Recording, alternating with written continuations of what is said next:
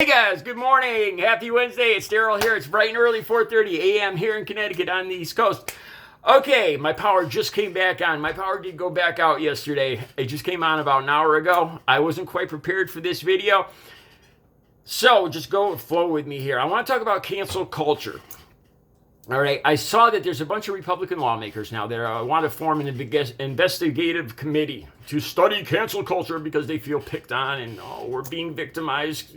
Conservatives, and they're picking on us and all this crap. I think really it's just like I said in other videos, the tide is turned. Well, it turned even more. Donald Trump never had the majority of Americans, and now he has even less. And that's where the advertising dollars, that's where people's attention and tolerance goes with the majority. People aren't going to advertise for 35 or 37% of America. They're not going to spend their advertising dollar just for Trump's base alone. And that's why they have this cancel culture thing.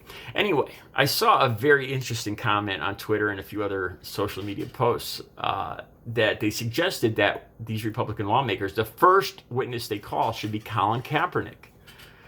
And I thought, touche, man. Ain't that the truth? Geez, we kind of forgot about that.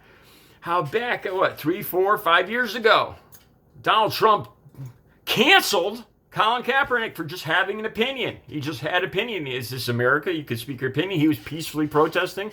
All of that is perfectly fine and legal. But geez, Donald Trump canceled him. He wanted that SOB kicked out and fired, thrown off the field. Remember that? Well, geez, I think that was canceled. Was that cancel culture? Yeah, so now all of a sudden, now that the tide has turned even more, and people really just after January 6th especially have more of a clear view of what Trumpism and making America great is really all about. And the tide has turned more, and along with that goes people's perception of conservatives and MAGA and all that. And the advertising dollar moves away from that. People aren't going to spend their advertising dollar on 35% of the population.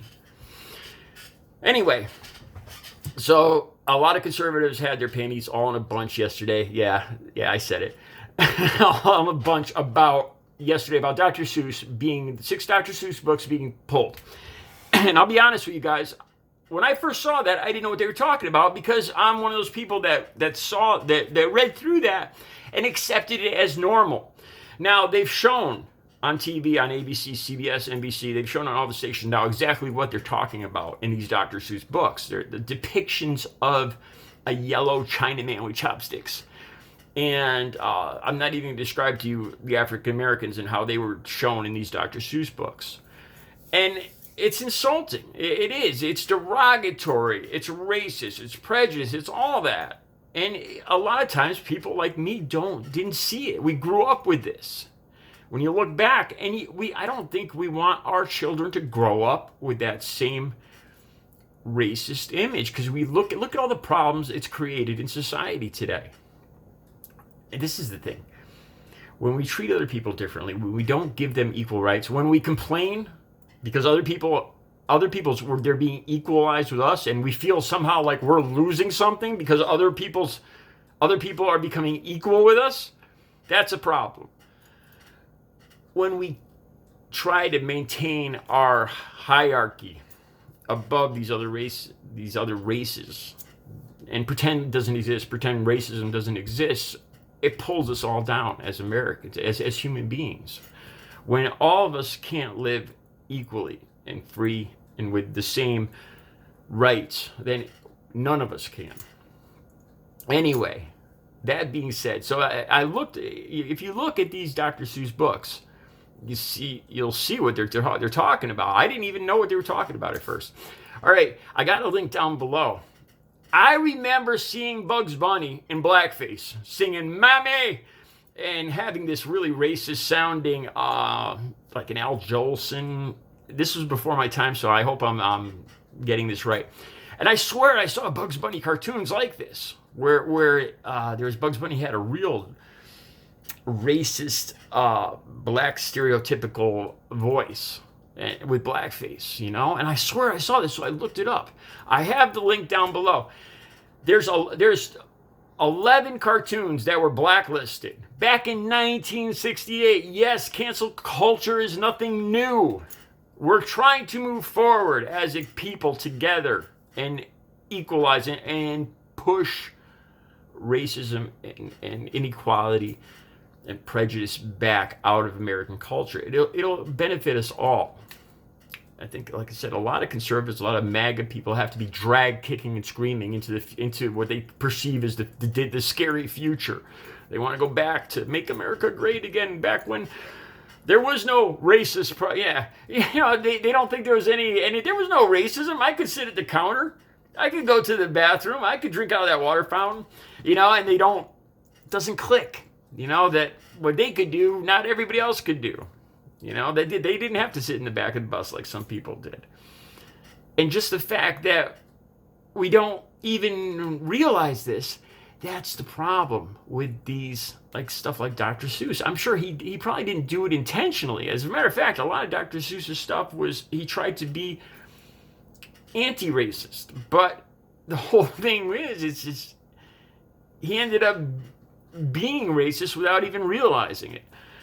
And I don't want these books to all be burned or anything, but the sooner we realize this, the better, and we'll move forward as a country. All right, what I really want to talk about today, the link for those 11 banned Looney Tunes and Merity Melody, the Wikipedia link's down below. All right, I want to talk about Tim Allen.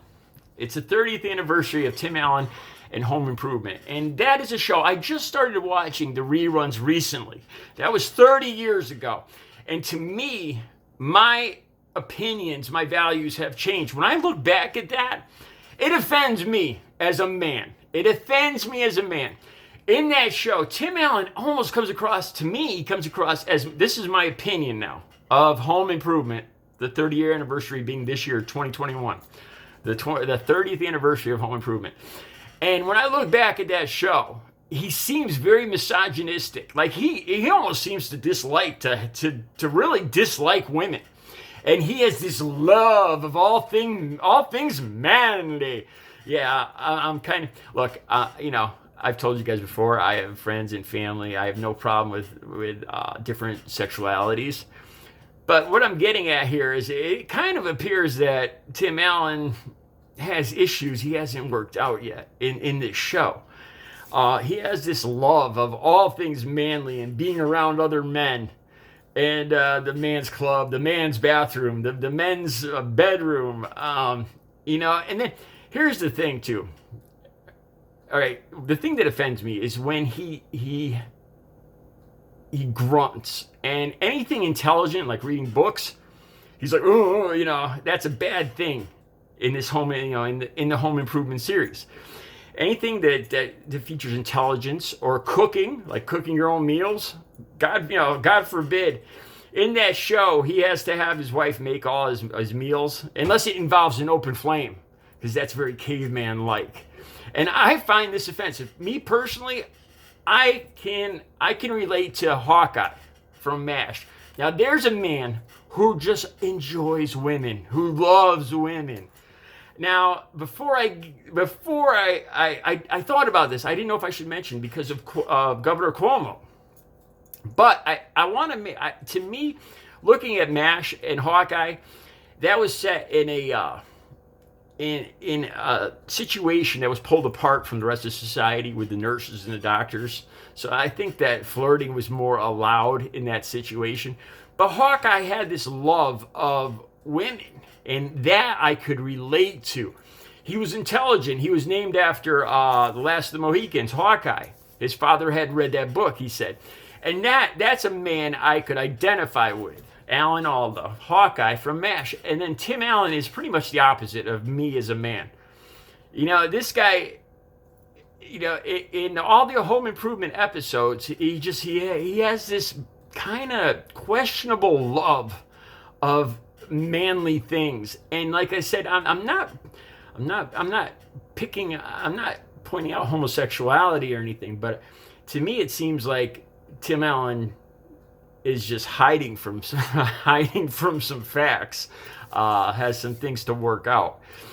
this is the tell here too. This is the last thing I'm going to say. If you watch that show, he often imitates women speaking in that show, but when he does this, he doesn't sound like a woman.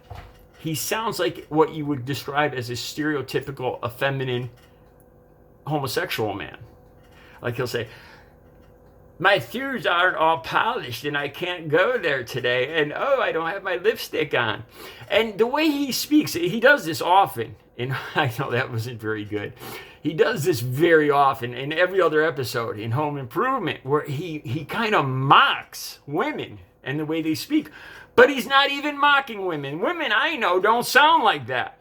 What he's really doing is imitating an effeminate gay man. So when I look back at these Home Improvement episodes, I really have to, it's amazing how 30 years have changed just my opinion of that show and my feelings about that show. I find it troubling. I find it insulting as a man that his portrayal of manliness, that basically men have to be stupid, ignorant, caveman-like, and like I said, he almost has, it's almost misogynistic, his portrayal there. He almost really dislikes women in that show. And he has this love for everything manly. So I have to wonder if, I wonder if Tim Allen had some issues to work out back then. All right, I see I've run over on time. I'm sorry if I was a little discombobulated. Like I said, I just got my power back on, and this was kind of off the cuff. I'll be back later with a real good video. My power should stay on today. All right, you guys have a good Wednesday.